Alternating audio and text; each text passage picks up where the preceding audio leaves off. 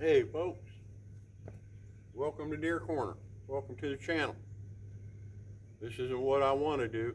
I want to be out there deer hunting. I'm going to go in the morning though. But day 7 of this hurricane that went through, it devastated this area. South Carolina, North Carolina, Georgia, and Tennessee. It's a mess.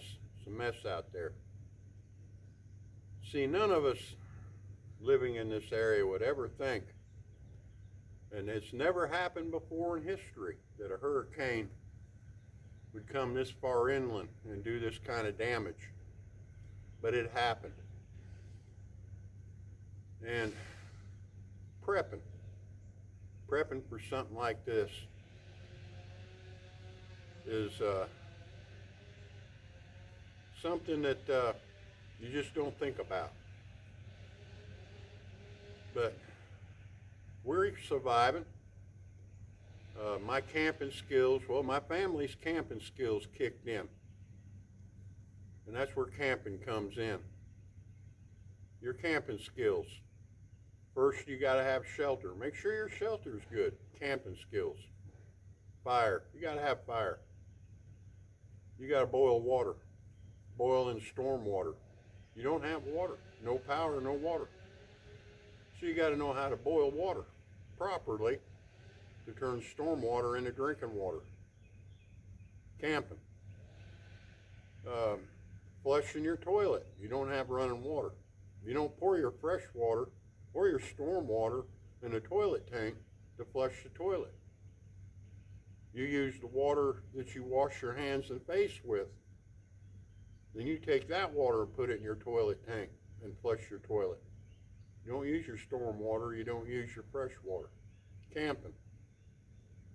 Meal preparation. Knowing what to eat first.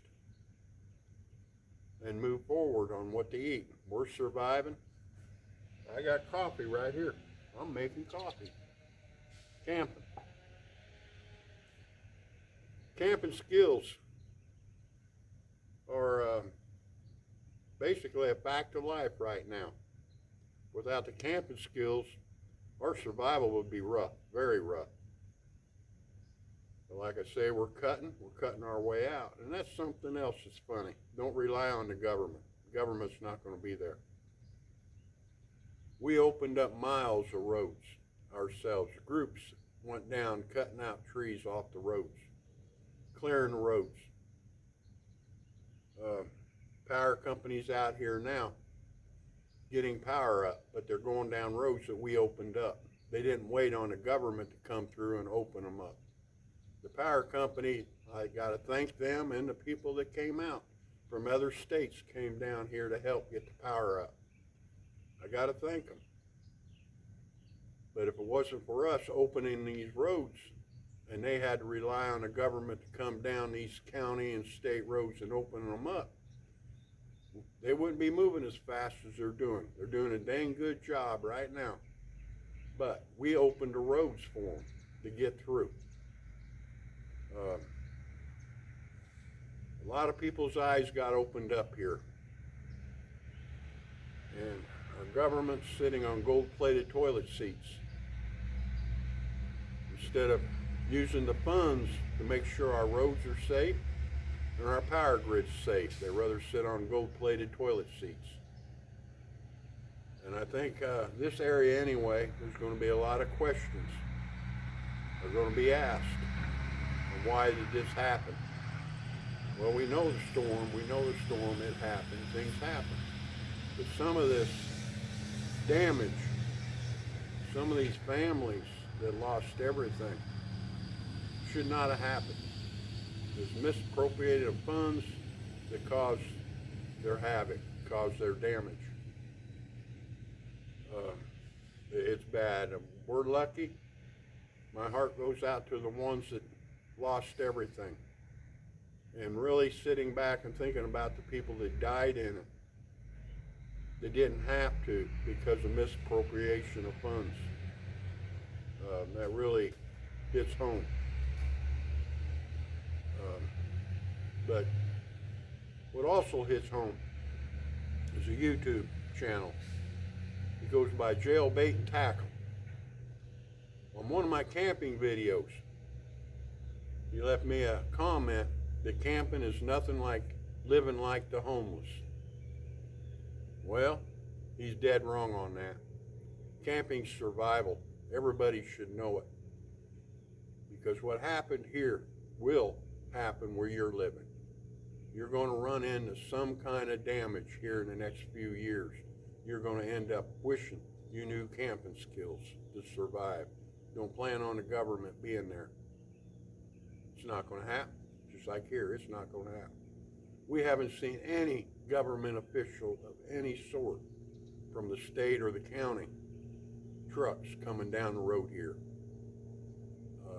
We're banded together. We're cutting our own stuff up, getting it out, getting it burnt, do what we can to get rid of it. No outside help except the power company.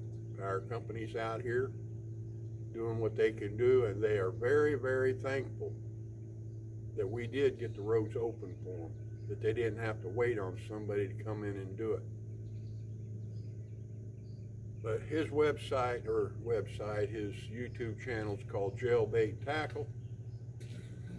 And I just want to reach out to him and say he's dead wrong about camping's nothing but living like the homeless. There's a whole lot of skills in surviving in camping that's going on right now in this household to survive. Just like sharpening my saw by hand. Camping. I didn't take it downtown to have somebody do it. I'm doing it myself. Gasoline. What to use and what not to use. Where to use it. Camping skills. Lighting. Camping skills. So even down to charging our phone. Camping skills. Using a little solar panel. Charge our phones. So there's a whole lot more in camping than just going out for being recreational. It's survival. And like this is day 7 days of camping skills. And we're, like I say, I'm drinking coffee. I'm sitting here drinking coffee, sharpening my saw, 7:30 in the morning. And really, we're doing pretty good compared to a lot of people, and I'm glad of that. But part of this video is make sure you're secure. Like I say, nobody here ever would have thought this kind of devastation from a hurricane would happen. And it just goes to show wherever you live, something can happen. And you got to prep for it. You got to be ready for it. So you got to be able to know how to camp.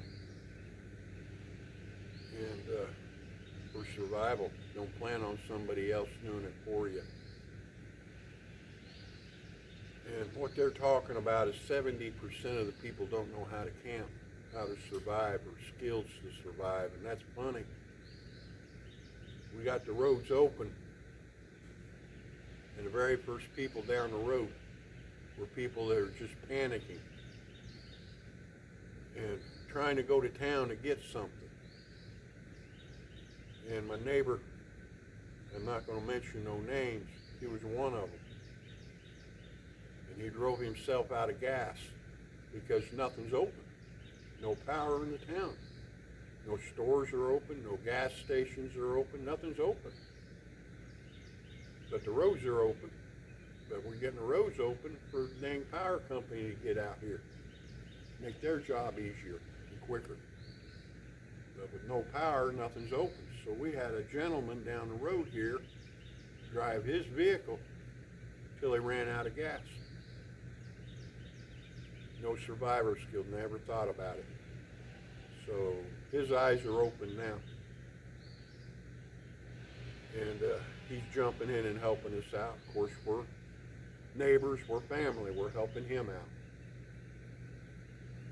But I feel bad about the people that lost everything. And I don't want to be a political channel. So in your neck of the woods, You need to start checking. You need to be on top of where your local government is spending their money. Make sure it's spent in the right place. And speak your piece about it. Because what happened here, like I said, a lot of this disasters, a lot of these homes that got lost, and the people that perished in it should not have happened if our government spent the money in the right place. And that's about what I got. I got to sharpen my saws, get back to cutting. I am going to go hunting in the morning. I'm going to take me a small deer, put meat on the table, fresh meat on the table tomorrow morning.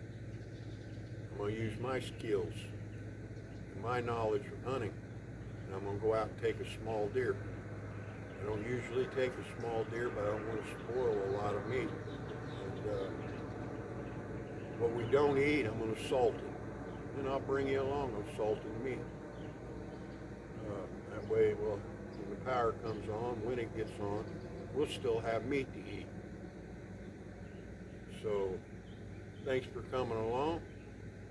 And thanks for the subscribers. Go ahead and subscribe. I will get back to you if you leave me a comment. And like I say, if you're in the woods, especially now, trees are still falling that are leaning. If you're in the woods, be safe. I'd rather be safe than sorry.